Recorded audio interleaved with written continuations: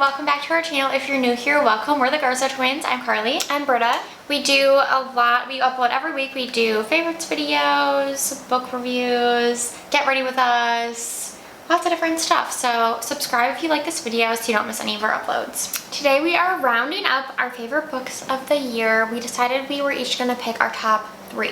So we have, well, we technically have 5 books total, but 6 choices, and we'll just quickly tell you like what we liked about them, why we recommend them.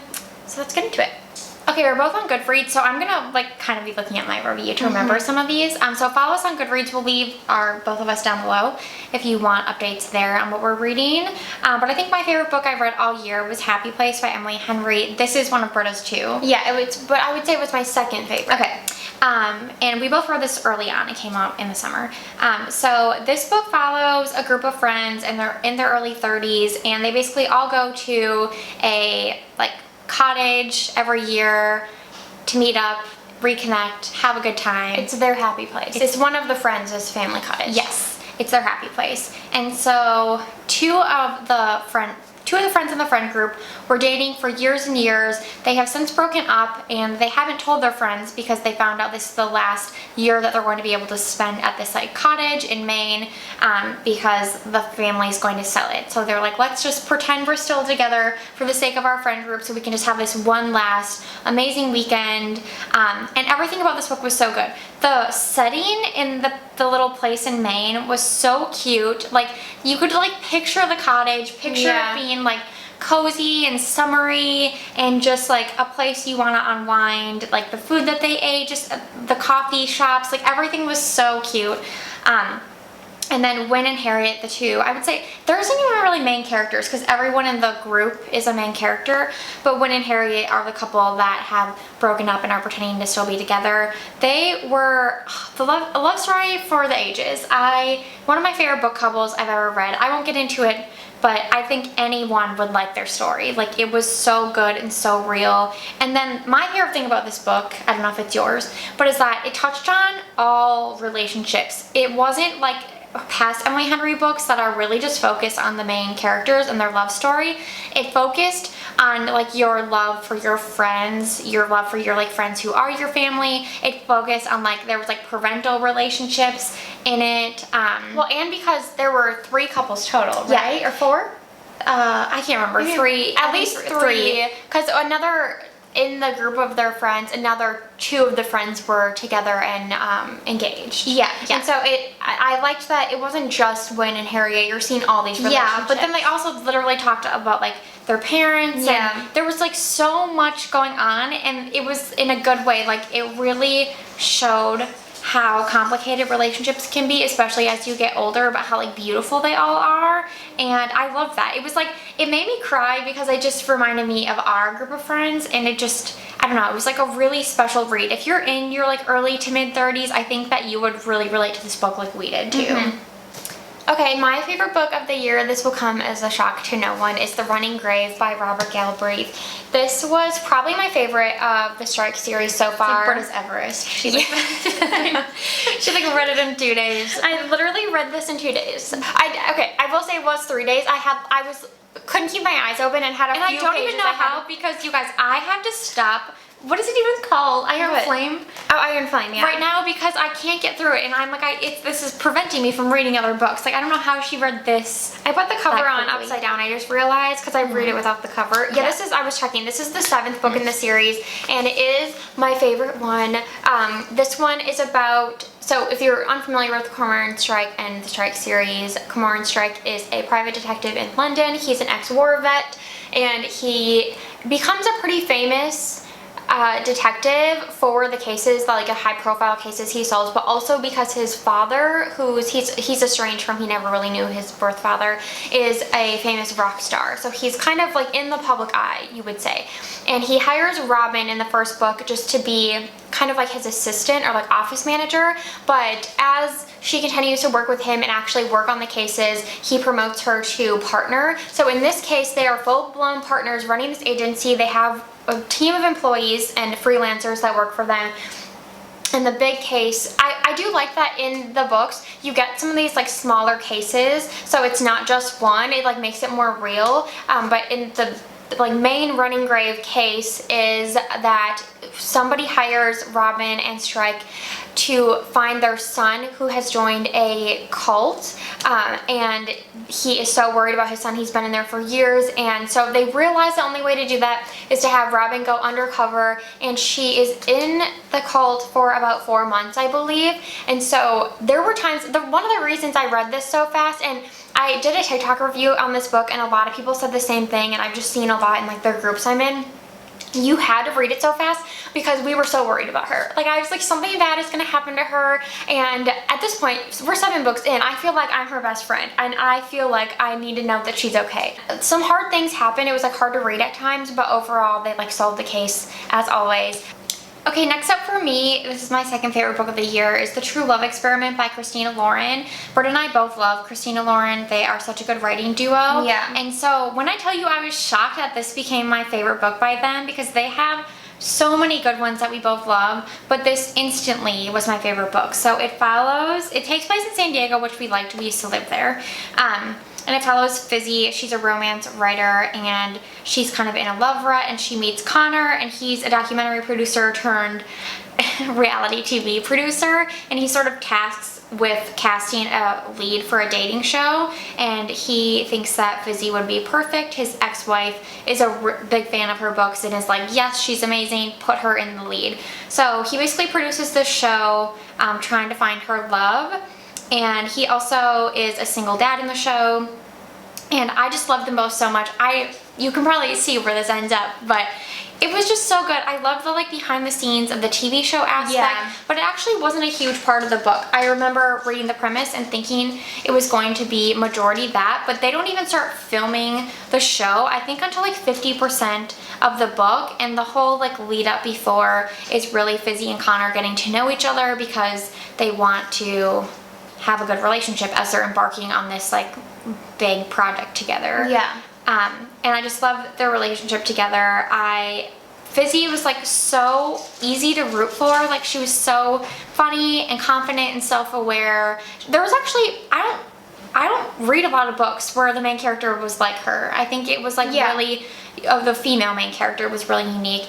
And then Connor Prince might be like one of my all-time book boyfriends. Like, he was nearly perfect. He was literally like so charming, so kind, a good dad. It was really sweet to read. So this was an easy 5 out of 5 for me, and my second favorite book of the year. My third favorite book of the year had to be Tomorrow and Tomorrow and Tomorrow by... It was almost mine too. It's so good. Gabrielle Zevin. This is unlike any book I've ever read, and probably will ever read. It was so special. I just want to preface this review by saying that if you were looking for a super unique read that I truly think anyone would enjoy, this is that book. But absolutely look up trigger warnings, because there's a lot that happens. Yeah, there's a lot of tough tragedies going on. But it's about Sadie and Sam, and they meet when they're children in the hospital. Sam is there often. Sadie's there visiting her sister, because Sam has some health issues. And they quickly become friends, but then they have a falling out, and they don't see each other again until they're in college, right? Yeah, they're in college, and they spot each other on the subway, and they kind of catch up quickly, and they reconnect. And Sadie asks Sam to help her with her video game project. So they basically end up developing a video game together that becomes super popular. And so it's really interesting because you see their dynamic as friends and co-founders. So you see them like, you know, being friendly but also working together. And I don't think that's like, and not romantically, I should say. I was gonna say, the fact that they made it so platonic, but that it was like these two people were in love with each other, but in a platonic way, is something that is rarely done in books. Yeah. Like, they had so much love for one another, and you could really feel that, like, jumping off the pages. And yeah, just like what they built together was so special too. This company. And they went through ups and downs. It was not all like roses and stuff. Yeah, and like we said, there's a lot of tragedies in this book. So it's not for the faint of heart. It will take you on a ride.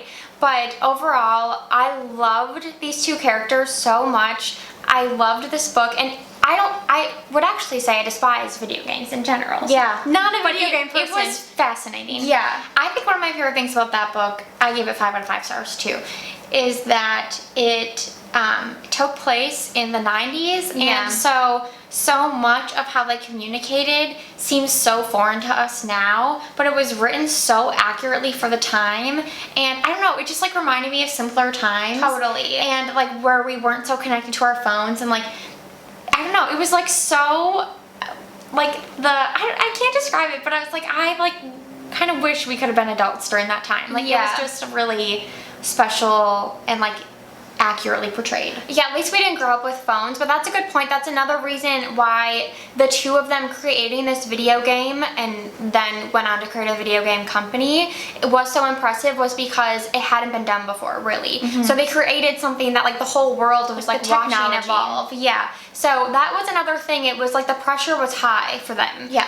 To get it right and to like keep the momentum. So that's, I mean, I wouldn't even say that's like one of the tragedies, but that was kind of a tragedy. Yeah. Like it was really hard for them.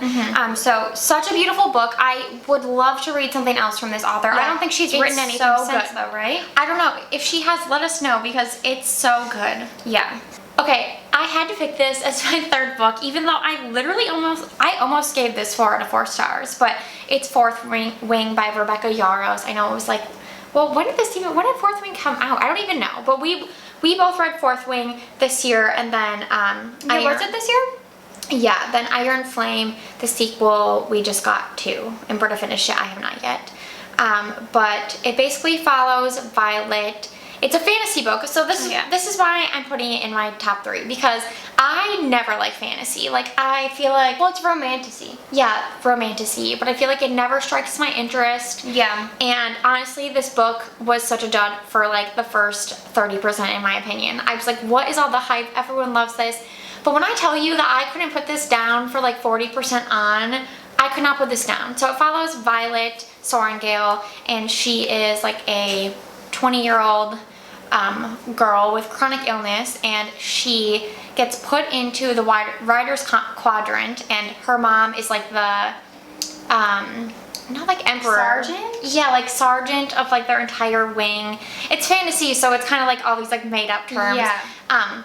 And her mom puts her in the writer's quadrant when she was always supposed to be a scribe, and her dad has since passed away. Her dad was like a scribe, and the scribes are like kind of like the librarians of like their world. Like they like own all the history books, and But they keep track of everything that happens, like every battle that happens. Like they are the masters of the word and the information, kind of like journalists too. Like they're everything. Yeah.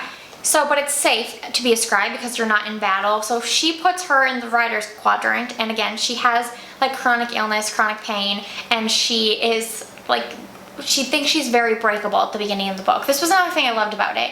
And she proves to everyone that she's actually way stronger than people give her credit for. And she survives all these different like tasks they have to go through to become an actual writer. One of the main tasks is bonding with a dragon, which again is one of the things I loved about the book. Yeah. These dragons are like a main character.